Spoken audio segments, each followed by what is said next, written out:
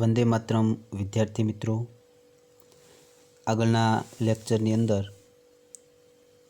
આપણે મલ્ટીમીડિયાના ઘટકો જે ચિત્ર છે, લખાણ, ધ્વનિ, વિડીયો, એનિમેશન આ બધા વિશે આપણે ડિસ્કસ કરેલી. આજે આપણે સંવાદિત ઘટકો એટલે કે ઇન્ટરેક્ટિવ ઓબ્જેક્ટ વિશે જોઈશું. તો વિદ્યાર્થી મિત્રો, સૌપ્રથમ તો સંવાદિત ઘટક કોને કહેવાય? ઇન્ટરેક્ટિવ ઓબ્જેક્ટ કોને કહી શકાય? તો નેવિગેશન માટેના બટન હોય છે, હાઇપરલિંક હોય છે. નેવિગેશન માટેના બટન્સ એટલે પ્લે બટન હોય છે, નેક્સ્ટ બટન હોય છે, પ્રીવિયસ બટન હોય છે, જે તમે મોબાઈલની અંદર પણ ઉપયોગ કરો છો, કમ્પ્યુટરની અંદર પણ ઉપયોગ કરો છો. તો આ બધા નેવિગેશન માટેના બટન. હાઇપરલિંક એટલે એક પેજ પરથી બીજા પેજ પર જઈએ. આપણે કોઈ વેબસાઇટની મુલાકાત લેતા હોઈએ છીએ ત્યારે એ વેબસાઇટની અંદર એક લિંક ઉપરથી એક પેજ ઉપરથી બીજા પેજ પર જઈએ છીએ, એક લિંક પરથી બીજી લિંક પર જઈએ છીએ, તેને આપણે હાઇપરલિંક કહીએ છીએ. તો આવી રીતે ઇન્ટરેક્ટિવ ઓબ્જેક્ટ્સ એટલે નેવિગેશન બટન, હાઇપરલિંક આ બધાને સંવાદિત ઘટકો કહેવામાં આવે છે. જોઈએ આગળ મિત્રો કે મહત્તમ સંવાદિતતા ધરાવતી મલ્ટીમીડિયા રજૂઆત સૌથી વધુ અસરકારક નીવડે છે. કેટલીક વાર ઉપયોગકર્તા રજૂઆતના કોઈ અંશને છોડી દેવા માંગતો હોય અથવા તો વારંવાર નિહાળવા ઈચ્છતો હોય તેમ પણ બનવા જોગ છે. હવે વિદ્યાર્થી મિત્રો, સંવાદિતતા ધરાવતી મલ્ટીમીડિયા રજૂઆત એટલે શું? તો ઘણી વખત એવું થાય છે કે આપણે કોઈ પણ મૂવી જોઈએ છીએ અથવા તો કોઈ અભ્યાસક્રમનો વિડીયો જોઈએ છે, તો ઘણી વખત આપણને ઓલરેડી સમજ જ હોય છે, તો એને આપણે છોડી દેવા માગતા હોય છે અથવા તો એક જ વસ્તુ આપણે રિપીટ ચલાવવા માગતા હોઈએ છીએ. તો આને આપણે કહી શકીએ સંવાદિતતા ધરાવતી મલ્ટીમીડિયા રજૂઆત. કે આપણે સ્ટોપ કરી શકીએ, પ્લે કરી શકીએ, નેક્સ્ટ કરી શકીએ, પ્રીવિયસ કરી શકીએ, સ્પીડ વધારી શકીએ, ઘટાડી શકીએ. તો આ જે રજૂઆત છે તે વધારે અસરકારક નીવડે છે. આ પ્રકારના કિસ્સામાં ઉપયોગકર્તાને નેવિગેશન માટે બટન અથવા હાઇપરલિંક આપવામાં આવે છે. જ્યારે આ સંવાદિત ઘટકો ઉપર ક્લિક કરવામાં આવે છે ત્યારે રજૂઆતનો પ્રવાહ ઉપયોગકર્તાની પસંદગી મુજબ બદલાઈ જાય છે. વિદ્યાર્થી મિત્રો, હમણાં જ આપણે જોયું કે જ્યારે પણ આપણે સંવાદિત ઘટક પર ક્લિક કરીએ છીએ, સંવાદિત ઘટક એટલે કોઈ પણ બટન હોય, હાઇપરલિંક હોય, તો એ બટન પર ક્લિક કરીએ એટલે એ રજૂઆતનો પ્રવાહ બદલાઈ જાય. ફોર એક્ઝામ્પલ, આપણે ચેપ્ટર નંબર 5નો વિડીયો જોઈએ છે. હવે આપણે ચેપ્ટર નંબર 6નો વિડીયો જુઓ છે, તો ચેપ્ટર નંબર 5નો વિડીયો અધૂરો છે અને ચેપ્ટર નંબર 6નો વિડીયો જુઓ છે, તો આપણે નેક્સ્ટ વિડીયો પર ક્લિક કરીએ અને નેક્સ્ટ વિડીયો આવી જાય, તો એનો મતલબ કે રજૂઆતનો પ્રવાહ ઉપયોગકર્તાની પસંદગી મુજબ બદલાઈ જાય છે. તો આવા સમયે સંવાદિત ઘટકો વધારે અસરકારક નીવડે છે. શરૂઆતના સમયમાં ઇન્ટરનેટ વેબ બ્રાઉઝર માત્ર એક જ લખાણને સમર્થન આપતા હતા.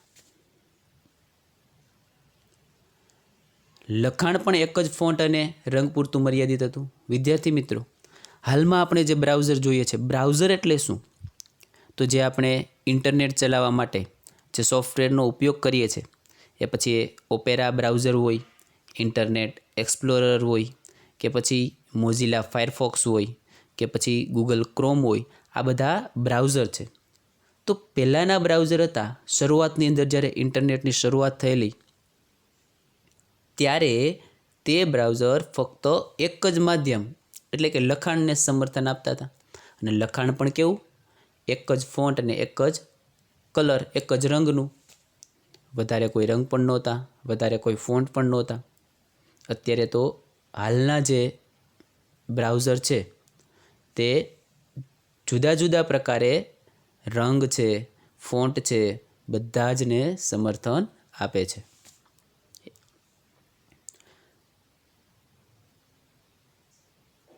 માધ્યમ માટેના ઉપર સમજાવેલા તમામ ઘટકોને હવેના અદ્યતન ઇન્ટરનેટ બ્રાઉઝર જુદા જુદા પ્રકારે સમર્થન આપવામાં આવી રહ્યું છે.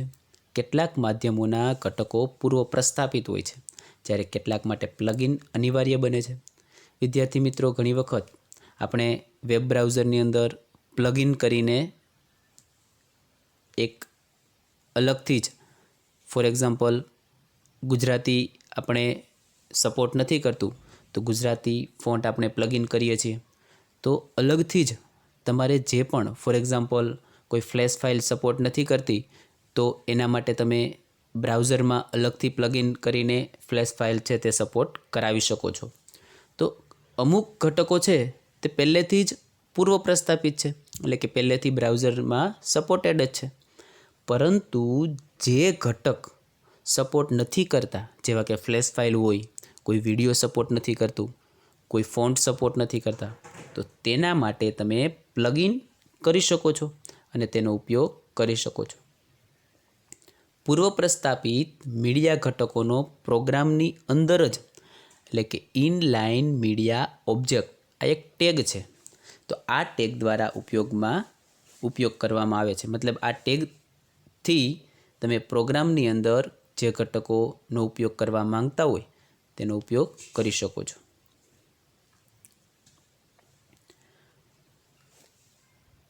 પ્લગઇન એવા અતિરિક્ત અને સહાયક પ્રોગ્રામ છે જેને સરળતાથી પ્રસ્થાપિત કરી વેબ બ્રાઉઝરના એક ભાગ તરીકે ઉપયોગમાં લઈ શકાય છે. યોજનાના વિષય સંબંધિત તેમાં ઉપયોગમાં લેવામાં આવનાર મીડિયા ઘટકોની પસંદગી કરવામાં આવે છે. હવે વિદ્યાર્થી મિત્રો, પ્લગઇન એ એક એવો સહાયક પ્રોગ્રામ છે, એટલે કે સપોર્ટેડ પ્રોગ્રામ છે કે જેની અંદર તમે કોઈ પણ, ફોર એક્ઝામ્પલ, ફ્લેશની વાત કરીએ આપણે, વિડીયો છે, એ પછી કોઈ પણ ભાગને તમે સરળતાથી પ્રસ્થાપિત કરી શકો છો વેબ બ્રાઉઝરની અંદર. એક્ઝામ્પલ તરીકે અહીંયા આપણે જોઈએ, ગુજરાત ટુરિઝમ પરની મલ્ટીમીડિયા રજૂઆતમાં આપણે ગુજરાતના વિવિધ સ્થળોને લગતા ચિત્રો, વિડીયો ક્લિપ અને લખાણનો ઉપયોગ કરવામાં આવે છે. આ ઘટકો વિશે આપણે આગળના પ્રકરણમાં જોવાનું છે. કે વિદ્યાર્થી મિત્રો, ગુજરાત ટુરિઝમની અંદર આપણે ઘણા બધા ચિત્રો જોવાના હોય છે, અલગ અલગ દ્રશ્યો જોવાના હોય છે. ત્યાર પછી અલગ અલગ વિડીયોઝ જોવાના હોય છે, અલગ અલગ પ્રકારના લખાણ હોય છે. તો એક વિડીયોઝ પરથી બીજા વિડીયોઝ પર જવું, અથવા તો એક ચિત્ર પરથી બીજા ચિત્ર પર જવું, આ બધી જ વસ્તુઓ છે તે ઘણી અસરકારક છે.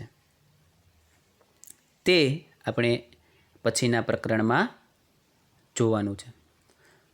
તો વિદ્યાર્થી મિત્રો, આ હતું ઇન્ટરેક્ટિવ ઓબ્જેક્ટ. ત્યાર પછી મલ્ટીમીડિયાનું વર્ગીકરણ, ક્લાસિફિકેશન્સ ઓફ મલ્ટીમીડિયા. વિદ્યાર્થી મિત્રો, અહીંયા મલ્ટીમીડિયાને બે ભાગમાં આપણે વર્ગીકૃત કરી શકીએ છીએ. મલ્ટીમીડિયાને આપણે બે ભાગમાં વર્ગીકૃત કરી શકીએ છીએ. એક સંવાદિત એટલે કે ઇન્ટરેક્ટિવ ઓબ્જેક્ટ, બીજું નોન ઇન્ટરેક્ટિવ એટલે કે સંવાદિત ઘટક અને અસંવાદિત ઘટક. વિદ્યાર્થી મિત્રો, સંવાદિત કોને કહી શકીએ? કે આપણે આપણી મરજી મુજબ, હમણાં જ આપણે આગળ વાત કરી સંવાદિત ઘટક વિશે, આગળ આપણે અહીંયા સંવાદિત ઘટક વિશે વાત કરેલી. તો સંવાદિત કોને કહી શકીએ આપણે?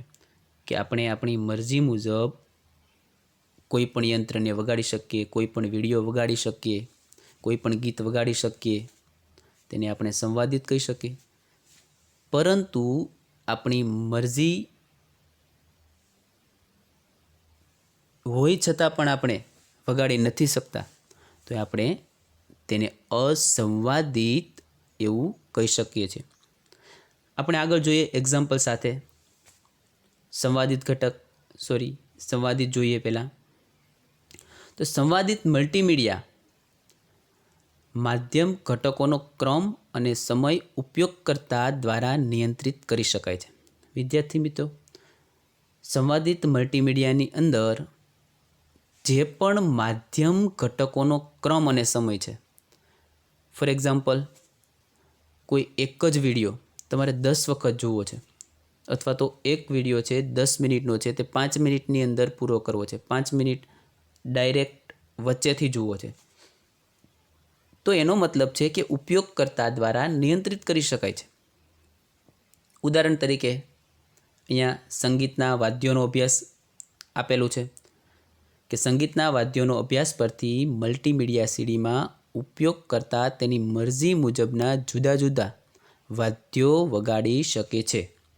વળી ઉપયોગકર્તા જે તે વાદ્ય સાથે સાંભળી શકાય તે માટે તેનું કોઈ મનપસંદ ગીત પણ પસંદ કરી શકે છે. હવે વિદ્યાર્થી મિત્રો, આપણે મોબાઈલની અંદર પણ આપણને કેશિયો વગાડવું ગમે છે, તો મોબાઈલમાં પણ અત્યારે આપણે સોફ્ટવેર લાવી ઇન્સ્ટોલ કરીએ છીએ, અથવા તો ડાયરેક્ટ પ્લે સ્ટોર પરથી પણ ઇન્સ્ટોલ કરીએ છીએ અને આપણે આપણી મરજી મુજબ વગાડી શકીએ છીએ. સાથે સાથે તેને રેકોર્ડિંગ પણ કરી શકીએ છીએ, તે પ્લે પણ કરી શકીએ છીએ. તો આવી રીતે અહીંયા સીડીનું એક્ઝામ્પલ આપેલું છે કે સીડી લઈ આવી કે તમારી મરજી મુજબ તમે વાદ્યો વગાડી શકો છો, સાંભળી શકો છો, નેક્સ્ટ કરી શકો છો, પ્રીવિયસ કરી શકો છો.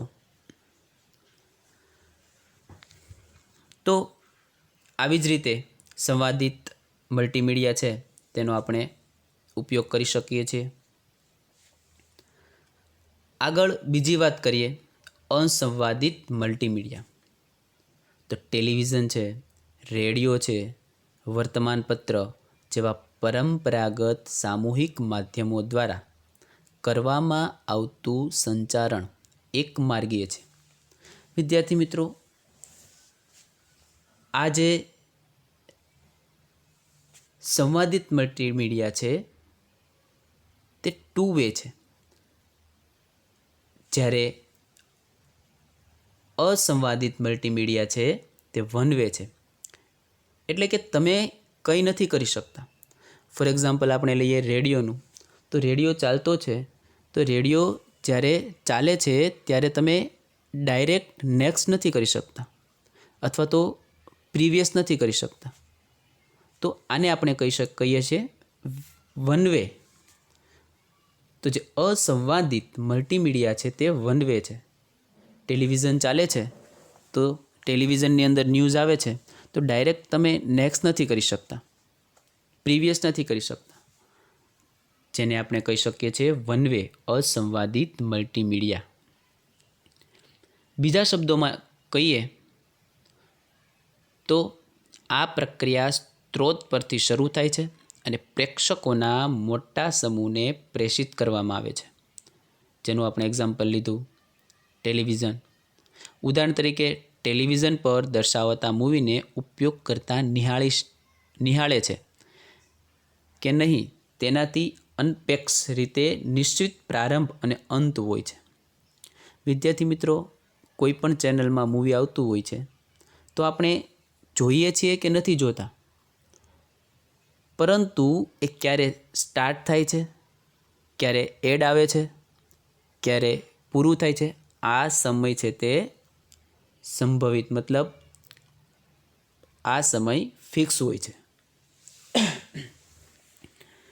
આપણે આપણી મરજી મુજબ એને કટ નથી કરી શકતા, કે પછી ફોર એક્ઝામ્પલ સોંગ આપણે નથી સાંભળવું મૂવીનું, તો આપણે એને કટ નથી કરી શકતા. એ તેના સમય પ્રમાણે જ ચાલે છે. પ્રારંભ અને અંત એ નિશ્ચિત હોય છે. આમ આ તકનીકો કોઈ સંવાદિતા વગર વિડીયો, ધ્વનિ, લખાણ અને ચિત્રોનો ઉપયોગ કરે છે. આ તકનિક એટલે કે અસંવાદિત મલ્ટીમીડિયા એ વિડીયો હોય, ધ્વનિ હોય, લખાણ હોય, ચિત્રો હોય, કોઈ પણ સંવાદ કર્યા વગર ઉપયોગ કરે છે. આથી વિપરીત મલ્ટીમીડિયામાં ઉપયોગકર્તા પોતે નિષ્ક્રિય રહેતો નથી, પરંતુ ઘટકોને નિયંત્રિત કરી શકે છે.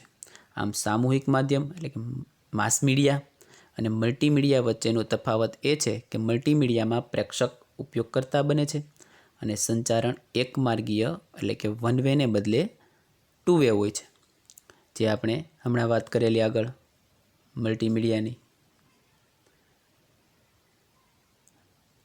ત્યાર પછી જોઈએ અસંવાદિત મલ્ટીમીડિયામાં ઉપયોગકર્તા માધ્યમને પ્રારંભથી અંત સુધી સીધે સીધું નિહાળે છે.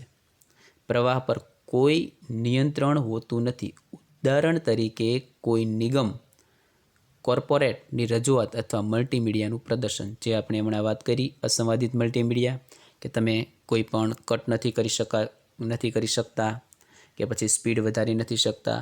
એ ચાલુ થાય ત્યારથી લઈને અંત સુધી પૂરું થાય ત્યાં સુધી તમે સીધે સીધું નિહાળી શકો છો.